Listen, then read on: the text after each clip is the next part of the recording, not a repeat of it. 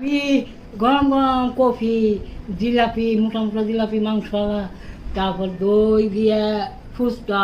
আপনি জিলাপি কামড় দিতে পারবেন? দাঁত আছে? আমি কি করবো, একটু ছোট ছোট বকে দেবো। আর কফি তো পারিব তো। তো দই ফুচকা খাওয়া দরকার কি? দই ফুচকা খাইয়েন না। আর আমি জাল তো খাইতে পারবো আরে না। বাবা, আপনি দই ফুচকা খেলে আপনি করবো, আমরা খাবো না। শোনা, আমার বোনেরা কেউ তো দেখে নাই, আমি একটু ডিজাইন দেবো। ওরা করছে জাল, ওরে বাবা রে বাবা, কত বড় চালা।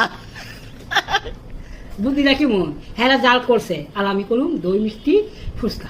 আমার বাড়িতে টাকা দেবো। এটা হিসাব করছে 20 টাকা লাগবে। মুরগি বিরিয়ানি কয়টা কইলো, একটা কইলো, তো ওইটা করা পারা ওইটা কি ব্যাপার কি? আমি দই আপনার মিষ্টি- বাপের বাড়িতে টাকা না দিয়ে।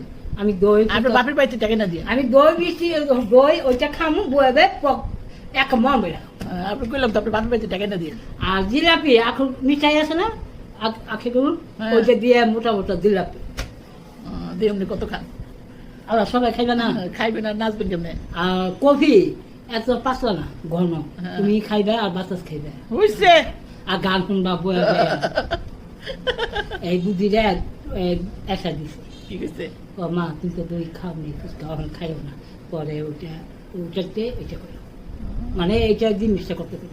কত চালাক, মানে সারাদিন বসে বসে মায়ের মাইয়া খালি ইয়া করে নাকি? ডাল খিচুড়ি রান্ধেন? হ্যাঁ, বুদ্ধিটা আবাইতেছে না।